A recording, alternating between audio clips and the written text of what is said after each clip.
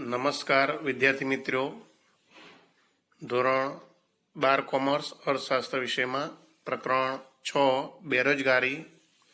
આ પ્રકરણની અંદર આપણે બેરોજગારીનો અર્થ, બેરોજગારીના પ્રકારો, જેમાં પ્રચ્છન્ન બેરોજગારી, ચક્રીય બેરોજગારી, ઘર્ષણજન્ય બેરોજગારી, એના વિશે ચર્ચા કરીશું. સંપૂર્ણ બેરોજગારી અને અર્ધ બેરોજગારી આ વર્ષે કોર્સમાં સમાવેલ નથી, એટલે એની ચર્ચા આપણે કરીશું નહીં. ત્યારબાદ બેરોજગારી ઉદ્ભવવાના કારણો, કે કયા કારણોસર બેરોજગારી ઉદ્ભવે છે એના વિશે ચર્ચા કરીશું. અને ત્યારબાદ બેરોજગારી ઘટાડવા માટેના ઉપાયો તેમજ બેરોજગારીની સમસ્યા હલ કરવા માટેની રાજ્યની યોજનાઓ, આવા જુદા જુદા આ પ્રકારના જે પ્રશ્નો છે એના વિશે આપણે વિગતે ચર્ચા કરીશું. આ પ્રકરણનો ગુણભાર 10 છે. આ પ્રકરણમાંથી 3 ગુણના, 5 ગુણના તેમજ 2 ગુણના પ્રશ્નો પૂછાઈ શકે છે.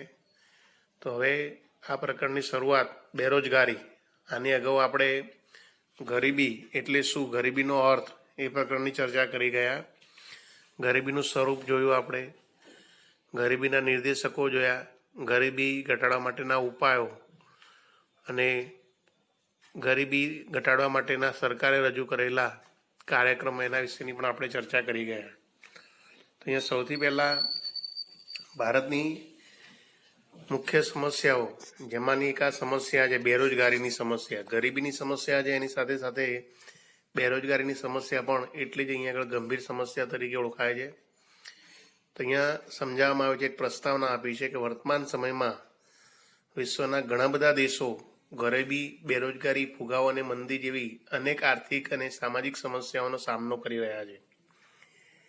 બરાબર, એમાં આપણે ભારત પણ આમાં સમાવેશ થાય છે કે ભાઈ ભારત પણ આવી ગરીબી, બેરોજગારી, ફુગાવો, મંદી જેવી સમસ્યાઓનો સામનો કરી રહ્યું છે.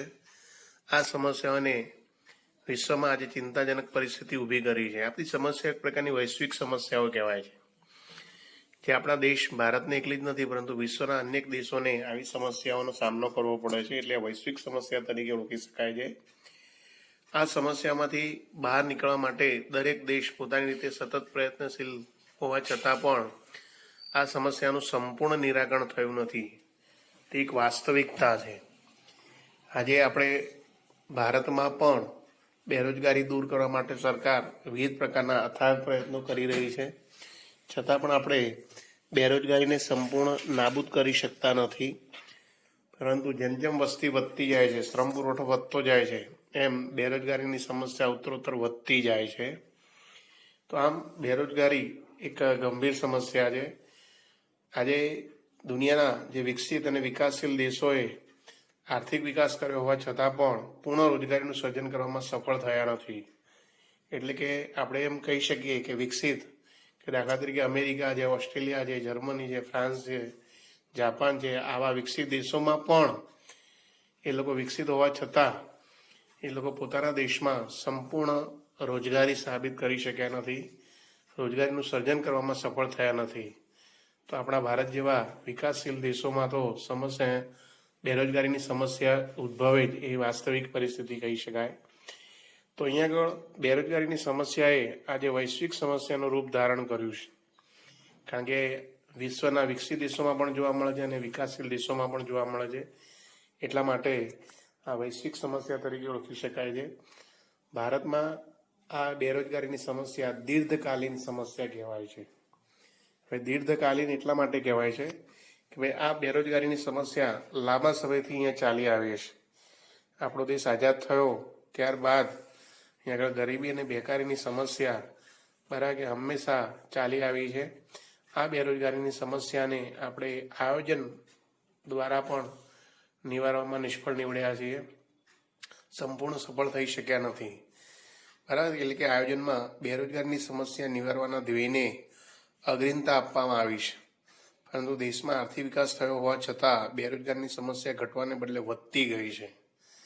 બરાબર, તો આમ આપણા ભારતના આયોજનની એક આ મર્યાદા છે.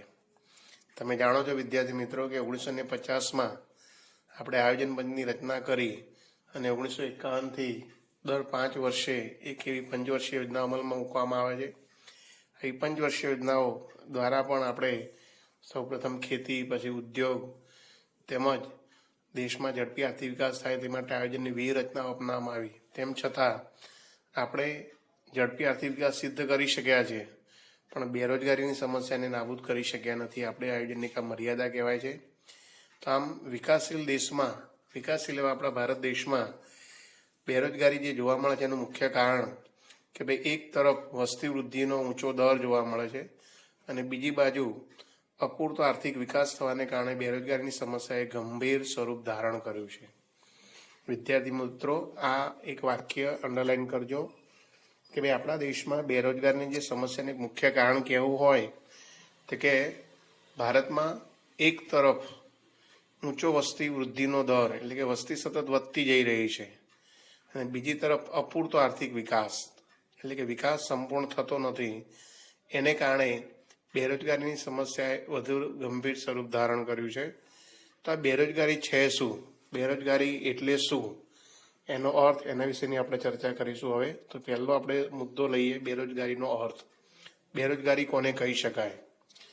તો કે સામાન્ય રીતે બેરોજગારી એટલે કામ કરી શકે તે વ્યક્તિની કામ વગરની સ્થિતિ. એટલે કે એ વ્યક્તિ કામ કરવા માટે સક્ષમ હોય છતાં એને કામ મળતું ન હોય તેવી સ્થિતિ, એને આપણે બેરોજગારી તરીકે ઓળખીએ છીએ. તો અહીંયા આગળ બેરોજગાર માત્ર શ્રમિક જ હોય તેવું નથી હોતું, બરાબર, પણ ઉત્પાદનના અન્ય સાધનો પણ બેરોજગાર હોઈ શકે છે. આપણે જાણીએ છીએ ઉત્પાદનના 4 સાધનો છે: જમીન, મૂડી, શ્રમ, નિયોજક. તો અહીંયા આગળ આપણે શ્રમના સંદર્ભમાં જ બેરોજગાર કહી શકીએ એવું નહીં, પરંતુ આપણા દેશમાં આવેલા ઉત્પાદનના જુદા જુદા સાધનોને પણ જ્યારે કામ ન મળે ત્યારે એ પણ બેકાર હોય છે, એ બેકાર સાધનો તરીકે ઓળખાતા હોય છે. તો અહીંયા આગળ આપણે બેરોજગારીની જે સમસ્યા છે એનો અભ્યાસ કરવાનો છે, એ ઉત્પાદનનું સાધન શ્રમ, એના સંદર્ભમાં આપણે ચર્ચા કરીશું. અહીંયા આગળ તો એના સંદર્ભમાં એવી વ્યાખ્યા આપવામાં આવે છે કે બેરોજગાર કોને કહેવામાં આવે. તો એના સંદર્ભમાં પ્રોફેસર પીગુએ બેરોજગારીની વ્યાખ્યા આપી છે. તેઓ જણાવે છે કે કોઈ વ્યક્તિ માત્ર ત્યારે જ બેકાર કહેવાય છે કે જ્યારે તેની કામ કરવાની ઈચ્છા હોવા છતાં કામ મળતું નથી. વિદ્યાર્થી મિત્રો, આ વ્યાખ્યા યાદ રાખજો કે ભાઈ બેરોજગાર કોને કહેવાય. તો ત્યાં પ્રોફેસર પીગુ આવી વ્યાખ્યા આપે છે કે કોઈ વ્યક્તિ માત્ર ત્યારે જ બેકાર કહેવાય છે કે જ્યારે તેને કામ કરવાની ઈચ્છા હોવા છતાં કામ મળતું નથી. તેને બેરોજગાર તરીકે ઓળખવામાં આવે છે.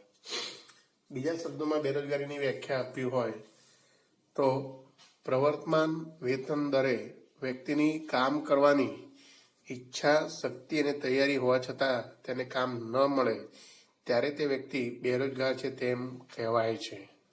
તો ફરી એકવાર યાદ રાખજો આ વ્યાખ્યા કે ભાઈ પ્રવર્તમાન વેતન દરે, પ્રવર્તમાન વેતન દરે એટલે કે બજારમાં જે ચાલતા હોય એ વેતન દરે. કે ભાઈ બજારમાં વેતન દર ચાલતો હોય કે દિવસમાં વ્યક્તિને ચાલો કે 100 રૂપિયા કે ભાઈ 200 રૂપિયાનું વેતન આપીને કામ મળવું જ જોઈએ, બરાબર. આ રીતે પ્રવર્તમાન વેતન દરે વ્યક્તિ કામ કરવા માટેની ઈચ્છા ધરાવતો હોય, એ કામ કરી શકે એવી શક્તિ ધરાવતો હોય, એની કામ કરવાની તૈયારી હોય, છતાં જો તેને કામ ન મળતું હોય તો આવી વ્યક્તિને બેરોજગાર તરીકે ઓળખવામાં આવે છે. તો આમ બેરોજગારીની જે ઉપરોક્ત વ્યાખ્યા છે એના અર્થ મુજબ પ્રવર્તમાન વેતન દરે વ્યક્તિની કામ કરવાની ઈચ્છા, શક્તિ અને તૈયારી હોવા છતાં તેને કામ વગર બેસી રહેવું પડે છે. આવી જે પરિસ્થિતિ છે એને બેરોજગારી તરીકે ઓળખવામાં આવે છે. બીજા શબ્દોમાં એને અનૈચ્છિક બેરોજગારી કે ફરજિયાત સ્વરૂપની બેરોજગારી કહેવાય છે. અહીં આગળ અનૈચ્છિક એટલે એ સંદર્ભમાં કહેવાય છે કે ભાઈ વ્યક્તિની ઈચ્છા વિરુદ્ધ એને કામ કરવું છે છતાં પણ એને કામ મળતું નથી, એટલે એની ઈચ્છા વિરુદ્ધ એને કામ વગર બેસી રહેવું પડે છે, એટલે માટે એને અનૈચ્છિક બેકારી તરીકે ઓળખાય છે. અને બીજું કે ભાઈ વ્યક્તિને કામ મળતું નથી પરિણામે વ્યક્તિને બેરોજગાર બનવાની ફરજ પડે છે, એટલા માટે એને ફરજિયાત સ્વરૂપની બેરોજગારી તરીકે ઓળખવામાં આવે છે. તો આમ બેરોજગારીની સ્થિતિ એ કઈ તો કે અનૈચ્છિક તેમજ ફરજિયાત સ્વરૂપની કહી શકાય છે. એવી રીતે એક બીજી વ્યાખ્યા પણ યાદ રાખજો કે ભાઈ આમાં સ્વૈચ્છિક બેકાર કોને કહેવાય, એવી પણ એક વ્યાખ્યા પરીક્ષામાં પૂછાય. સ્વૈચ્છિક બેકાર કોને કહેવાય? તો એમાં પણ એવું કહી શકાય છે કે જો વ્યક્તિની કામ કરવાની ઈચ્છા અને શક્તિ ન હોય અને પરિણામે તે પ્રવર્તમાન વેતન દરે કામ વગર બેસી રહે તેવી વ્યક્તિને બેરોજગાર કહેવાય નહીં. આવી વ્યક્તિને સ્વૈચ્છિક બેરોજગાર ગણી શકાય છે. તો ફરી એકવાર યાદ રાખજો કે જો વ્યક્તિને કામ કરવાની ઈચ્છા અને શક્તિ ન હોય અથવા તો કે વ્યક્તિ પ્રવર્તમાન વેતન દરે કામ કરવા માટેની ઈચ્છા અને શક્તિ ધરાવતો ન હોય તો આવી વ્યક્તિને બેરોજગાર કહી શકાય નહીં. આવી વ્યક્તિને સ્વૈચ્છિક બેરોજગાર તરીકે ઓળખવામાં આવે છે. એટલે ઘણા શ્રમિકો એવા હોય છે કે જેને પ્રવર્તમાન વેતન દરે કામ મળતું હોય છે, પરંતુ પ્રવર્તમાન વેતન દર કરતાં વધુ વેતન મેળવવાની અપેક્ષાએ કામ સ્વીકારતા હોતા નથી અને પરિણામે બેકાર રહેતા હોય છે. તો આવા વ્યક્તિઓને આપણે બેરોજગાર કહી શકીશું નહીં. આવા વ્યક્તિ સ્વૈચ્છિક બેરોજગાર છે તેમ કહી શકાય છે. તો અહીંયા આગળ સ્વૈચ્છિક બેરોજગારમાં કોનો સમાવેશ થાય છે? તો કે બાળકો, વૃદ્ધો, અશક્તો અને પોતાની ઈચ્છાથી કામ વગર બેસી રહેનારા સક્રિય શ્રમ પુરવઠાનો હિસ્સો ન હોય એવા બેરોજગાર ગણી શકાય નહીં. તો યાદ રાખજો, સ્વૈચ્છિક બેરોજગારોમાં કોનો સમાવેશ થાય અથવા બેરોજગાર આપણે જેને કહીએ છીએ એમાં કોનો સમાવેશ થતો નથી? તો કે બેરોજગારમાં બાળકો, કારણ કે બાળકો કામ કરવા જતા નથી, બાળકો કામની શોધમાં હોતા નથી. એ જ રીતે વૃદ્ધો કે જે 60-70 વર્ષની ઉપરના ઉંમરના હોય એવા લોકો પણ કામની શોધમાં હોતા નથી, બરાબર. તો એમને પણ બેરોજગાર કહી શકાય નહીં. અશક્ત, જે લોકો ખરેખર કામ કરી શકે તેવા નથી, અશક્તિ ધરાવતા હોય છે. તેમજ કેટલાક લોકો પોતાની ઈચ્છા વગર, બરાબર, કે ઈચ્છાથી બેસી રહેવા વાળા હોય છે કે ભાઈ કામ કરવું નથી એવી ઈચ્છાવાળા. તો આવા લોકોને આપણે બેરોજગાર કહી શકીએ નહીં. આવા લોકોને સ્વૈચ્છિક બેરોજગાર તરીકે ઓળખી શકાય છે, જેમનો સક્રિય શ્રમ પુરવઠામાં સમાવેશ થતો નથી. તો અહીંયા આગળ વિદ્યાર્થી મિત્રો એક આ શબ્દ પણ યાદ રાખજો કે સક્રિય શ્રમ પુરવઠો એટલે શું? તો કે સક્રિય શ્રમ પુરવઠો એટલે કે જે વ્યક્તિઓ ઉત્પાદન પ્રક્રિયામાં પોતાનો ફાળો, હિસ્સો આપી શકે છે એવા વ્યક્તિઓને સક્રિય શ્રમ પુરવઠા તરીકે ઓળખવામાં આવે છે. કે જેમાં 15 વર્ષથી ઉપરના, બરાબર, કે 15 થી 59 વર્ષ સુધીના જે સશક્ત વ્યક્તિઓ છે એવા વ્યક્તિઓને સક્રિય શ્રમ પુરવઠા તરીકે ઓળખવામાં આવે છે. કે ભાઈ આ લોકો કામ કરવા માટે શક્તિમાન હોય છે, શક્તિ ધરાવતા હોય છે, ઈચ્છા ધરાવતા હોય છે. તો આવા લોકોને, સશક્ત લોકોને સક્રિય શ્રમ પુરવઠા તરીકે ઓળખવામાં આવે છે. બાકી જે લોકો આ શ્રમની બાબતમાં જોડાવા તૈયાર હોતા નથી એમને આપણે સક્રિય શ્રમ પુરવઠામાં સમાવેશ થતો નથી, કે જેમાં બાળકો, વૃદ્ધો, અશક્તો, આવા વ્યક્તિનો સક્રિય શ્રમ પુરવઠામાં સમાવેશ થતો નથી. તો આ રીતે અનૈચ્છિક બેરોજગારી એ સમસ્યા છે, જ્યારે સ્વૈચ્છિક બેરોજગારી એ સમસ્યા ગણાતી નથી. તો અહીંયા આગળ એક આ મુદ્દો પણ યાદ રાખજો. ફરી એકવાર મુદ્દો આપ્યો છે તમને કે ભાઈ બેરોજગારીનો ખ્યાલ સક્રિય શ્રમના પુરવઠાના સંદર્ભમાં સમજાવવામાં આવે છે. આ વાક્ય ખાસ અંડરલાઈન કરજો.